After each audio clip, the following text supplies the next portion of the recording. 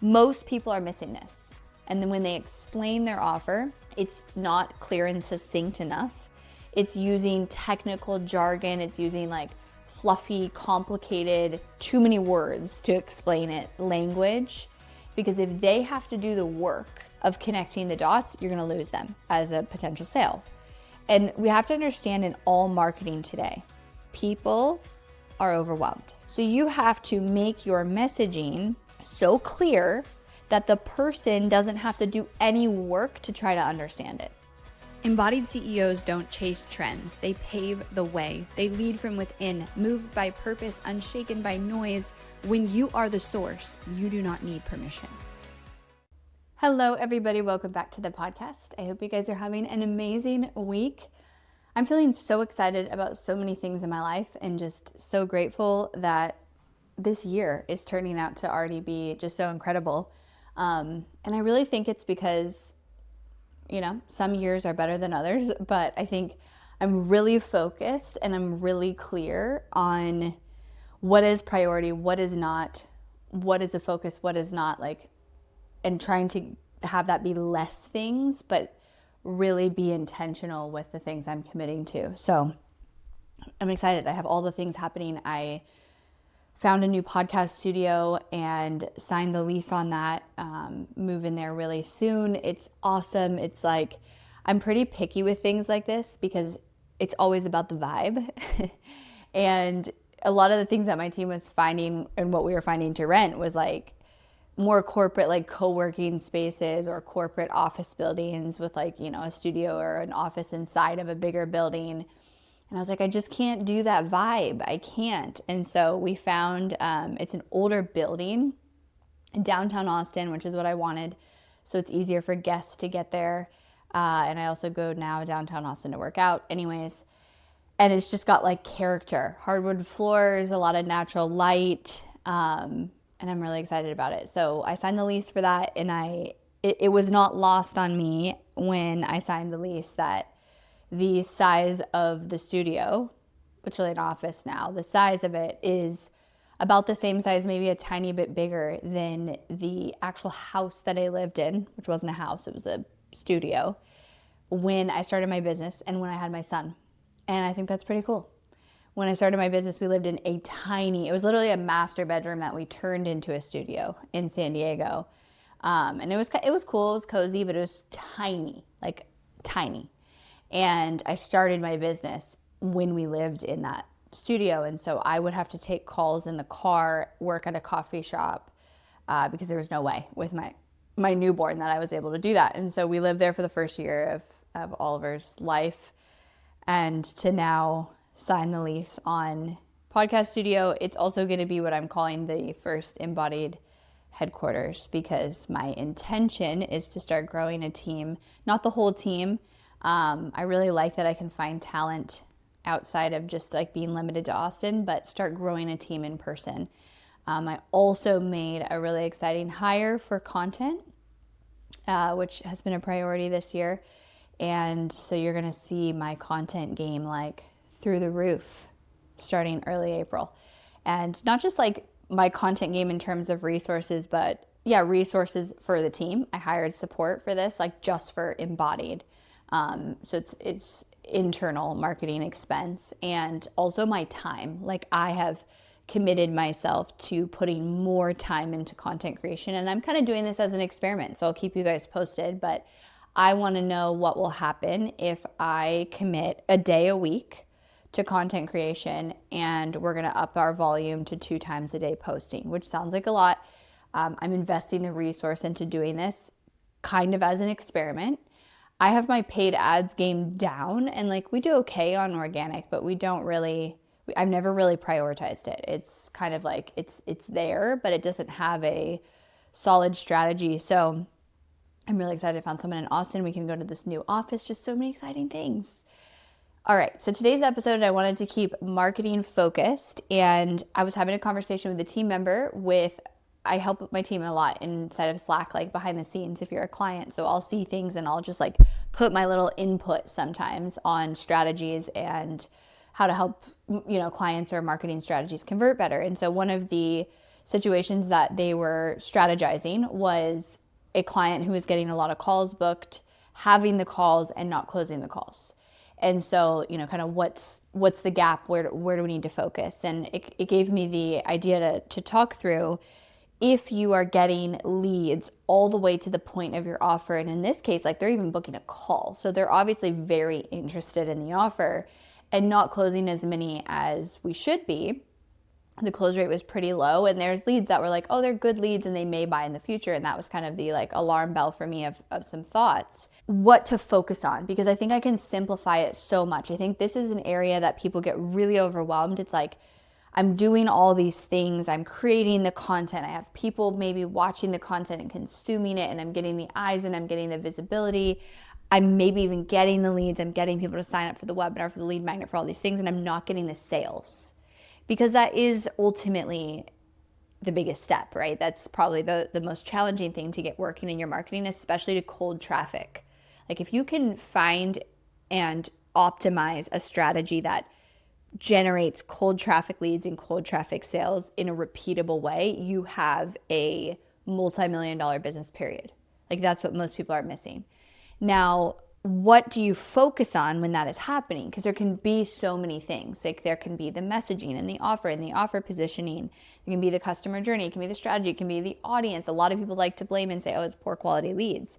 But the reality is, I think if your messaging is on track all the way through the funnel, like it's not poor quality leads. Like they are taking all the actions you want up until that point and then not buying. Blaming it on poor quality leads is actually the easy way out. So here's what you can focus on. I'm going to simplify it way down, and I know you're going to walk away with ideas. There are 3 things that move the needle for people to buy, period. And you need these 3 things, and then you need to follow that up with urgency. So there's 3 things.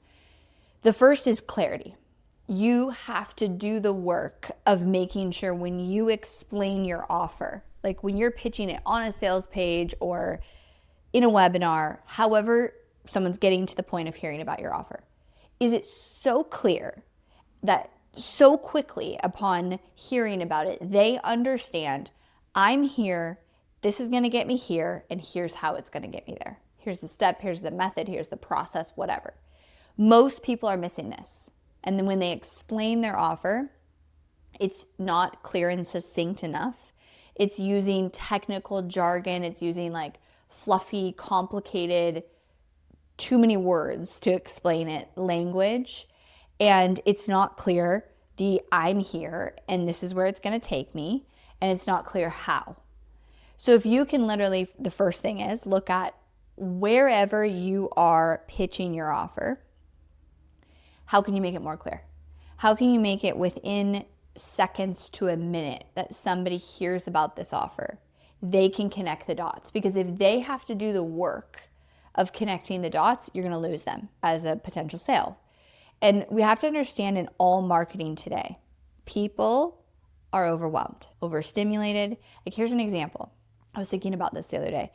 So I always go to this place called Sweet Greens to get my lunch. I stop by there on the way to the gym. They have a member's reward system or whatever, where you get points and you can get free lunch.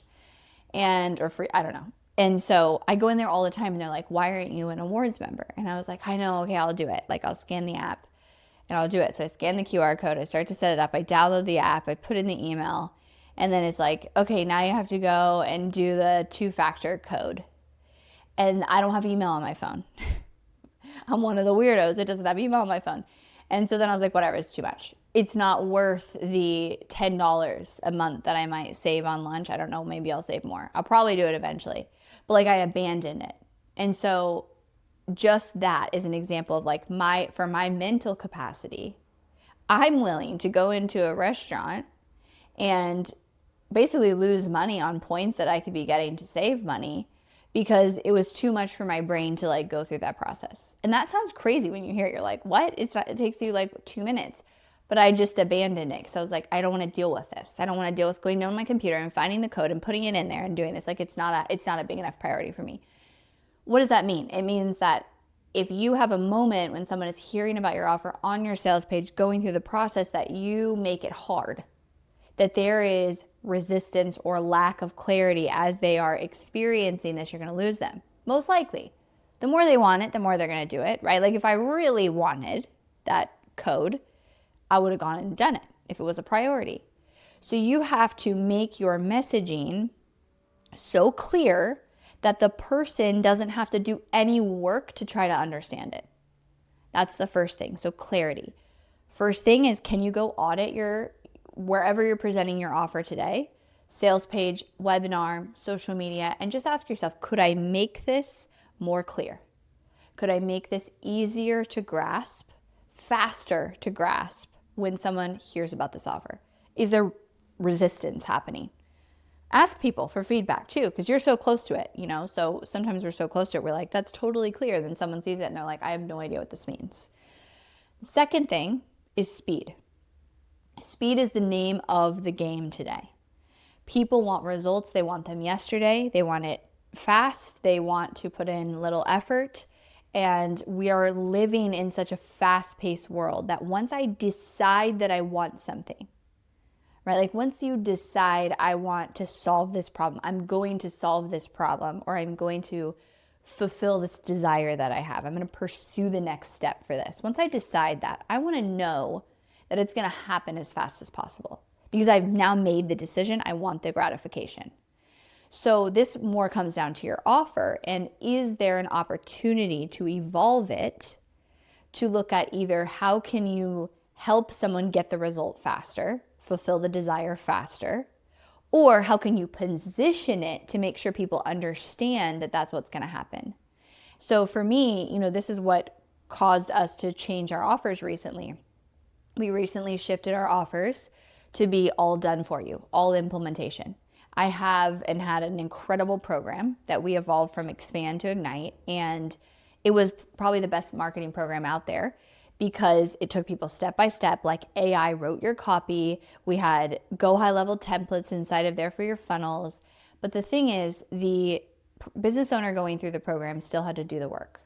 They still had to answer all the questions to get the copy to be spit out. They still had to take that copy, put it in the go high level templates, integrate the tech. And we had tech calls, we had ad calls, we had all the things to help. We had everything possible to help. But it still had that barrier. And I was like, what if we just took all that away and we did it for them?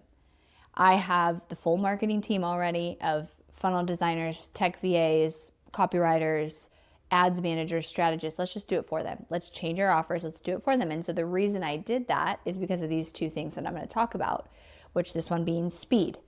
What is the fastest way possible that I can get somebody from the moment they decide they're going to solve this problem? They're going to build out their marketing strategy. They're going to really take it seriously. They're going to build out the entire system. They're going to build out whatever they have to be able to make sales, to be successful. How do I make it so they can do that as fast as possible? Well, we have to do it for them. I'm not saying that everybody's business model needs to be done for you, but really look at your offer and your offer positioning and ask yourself, are you communicating and are you setting up the ideal customer to be able to get the result that they want, the outcome that they want as fast as possible? And sometimes this is just a matter of communication. Like this might already exist within your offer. It's how you're positioning it. I'll give you another example. There was someone on my training recently who had a membership site. And they said, I understand the speed to result, but this is, I'm bringing someone into a membership. I'm bringing someone into a long-term transformation. How do I communicate speed when it's like a lot of steps and a lot of things that they need to go through or ongoing they're going to go through? My answer to that was you have to find the quick win. You have to find and communicate the pathway that they're going to go through that is the first thing and that how that's going to happen fast. So whatever that is based on the problem you solve and the steps that are taken for you to solve it, you have to communicate that win. So that could be they come in and within 30 days this happens, within 2 weeks this happens. Somebody has to picture that transformation, especially if it's an ongoing or long-term transformation that's happening over 6 or 12 months, right? I'll give you an example. I have my mastermind. My mastermind is a 6-month program. It's not even a program. It's a 6-month mentorship with me, a 6-month container. And in there, right, there's a lot of transformation that happens, and I'm working one-on-one with these business owners. And so it's hard to really like say you're going to be here and then you'll be here by the end because it's so custom. But what is an immediate win is the first week of the mastermind, you can book a one-on-one call with me where we're going to map out your entire 6-month strategy and what needs to happen in order to go from where you are to where you want to be in 6 months, and the entire game plan, and I'm going to support you in implementing that. But you see the quick win that I can position, and it's legit, it's true. But I can help people understand, okay, you're going to sign up, you're going to come into the container, and here's the first immediate quick win, massive needle mover that you get to implement. So you got to figure out for your offer, and this, for some of you, this looks like you need to shift your offer, like I did. You need to change your offer to really accommodate for speed, because with AI, with the world that we live in today, people are getting more and more attached to speed and expecting it more, right? Like if you think about your life and you buy something and they're like, it'll be there in a week. You're like, are you kidding? You know, with Amazon, like that's so slow. I see this with my kids all the time where they want something and they will prioritize ordering on Amazon the same thing. And if, like, let's say they're buying something with their money, my kids, they will pay more money to get the same day delivery. And I'm like, you guys, you can just wait till tomorrow and save $2. They're like, no, Mom, we want it today. Or they'll be like, no, I don't want that one because it's not 2-day delivery. It's not same day delivery. And it's the same thing with us, right? Like once you have made the decision that you want something, so someone makes the decision, I'm going to solve the problem that I have that you're going to help me solve with your offer, or I'm going to go and fulfill that desire, go after that. I want it as fast as possible, as humanly possible, right? So your job as the creator, as the visionary, as the one solving that problem is to figure out what has to happen so that the process and the experience and the delivery can be as fast as possible, and then you have to position it that way. So that's the second thing. The third thing goes hand in hand with this, and it's ease. So today, because people are overwhelmed, because they're overstimulated, because they're maxed out capacity, they want things easy. Not because they're lazy, because they're maxed out. Think about my example with Sweet Greens. That wasn't easy to have to download an app, go get a code, put the code in, which sounds ridiculous, but because I don't have email on my phone, it added an extra step. Now, arguably, Sweet Greens probably wants people to confirm their email or has to confirm their email, whatever, to be able to do it. Maybe if they made the program a little bit more enticing, I might say, okay, yeah, I'll do it. But for me, the $10 a month or amount that I would save, it's like, that's too much work. So think about ease. People want ease not because they are lazy, but because they are maxed out. So now, how do you make it so that not only is it, but it's also perceived to be easy? You're taking the mental load and the weight and the overwhelm and the decision making and all of that sucks capacity from people, and you are taking that off and making it easy. And this applies to every business. I don't care if you have a service that it's like they have to come in and get the service. Like, I don't know, you're an esthetician or something. This still applies. It's like, how do you make the experience of booking, of coming in, of finding the place, of paying, all of that easy? If you have a service, if you have an offer, a digital program, whatever it is, how do you make it as easy as possible? You do the upfront work. You spoon feed them the steps. You spoon feed them the information. You overstate it and you make it so easy so they're not having to search for things or go find things, right? Because as soon as that happens, there's going to be resistance. And then that resistance causes a block. So also when I looked at our offers, I said, okay, how do I make this as easy as possible for someone to get the result? How do I make it as easy as possible for them to have a strategy, build out the strategy and all the assets, and launch it? We have to do it for them. We create the streamlined processes. We create that in our company so that we can do it in a massively efficient way, charge less than anyone else would ever really charge for done for you, charge program pricing for done for you, and then take off all of that load on somebody. Take off the load of having to answer the questions and take the copy and edit the copy and put it in. And I made it as easy as possible in Ignite. Like, that's the thing, is I made it as easy as possible in my program. And I still was like, how do I make it easier? That's also so your clients and your customers can be putting their energy into what will move the needle the most for them. So I had this question on one of my trainings where someone was like, well, I don't want clients who just want the easy way out. Like, I want clients who want to show up and do the work. Yeah, so do I. I don't want clients who are like, I don't really care about my business and you do all the work and you make me successful. No, absolutely not. But what I do want is to remove all the resistance and all the friction that is involved in strategizing, building, and launching a marketing strategy so that my clients can put their time and energy into the things that only they can do, which is content creation, which is their messaging, which is collaborating, which is being the visionary. So I don't want lazy clients, but I'm removing the friction. I'm taking the load, the mental load, the physical load off the client in our experience, and then communicating that through the offer when we sell it. So third thing is, look at your offer and how can you either make it or communicate it to being easier to get the result that you're promising, to get the outcome, to get to where they are, where they want to be, as fast and as easy as possible. So clarity, speed, and ease. Those three things, like if you're not selling your offer, you want to sell your offer better, you want to make it sound better, focus on those three things. And then the final thing is you follow it up with urgency. So when I was talking to a team member about this client who had sales calls, wasn't selling enough sales calls, we talked through these things. There's room for opportunity in how she positions her offer on the call. But the third thing is, or the last thing is, I was like, we need urgency. Right now, there's no reason for them to actually buy within, the day of the call or within a few days of the call. And it's got to be legitimate urgency, but people make decisions when told you got to make the decision.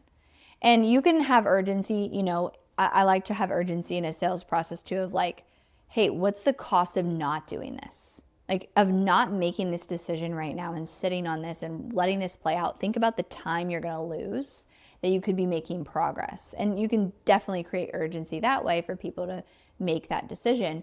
But you also need to have some form of a discount or a bonus or something that's legitimate and that puts people in a position where they need to decide if they're going to do it or not. So clarity, speed, ease, and urgency. Those things will massively improve your offer and make it so that people make decisions. They see your offer, they're clear on it, they want it, it's irresistible, and they make a decision fast. So you can take this and look at, the way that you position your offer. You can also look at your offer itself and how to improve that. Another thing you can do is, if you have an offer and you're wanting to make it more enticing for a launch, if you're thinking about a bonus, what do you think the best bonuses are? Anything associated with speed and ease. So anything that I know as a potential customer, it's like, if I have that on top of the offer, I will for sure get to where I want to go faster and easier. That's what people are prioritizing. So you have to understand where your ideal customer is, which is they want results quickly. They want to do the least amount of mental load and work to get there because they're maxed out, not lazy. They have to be clear, because if there's resistance in even being clear, I'm out.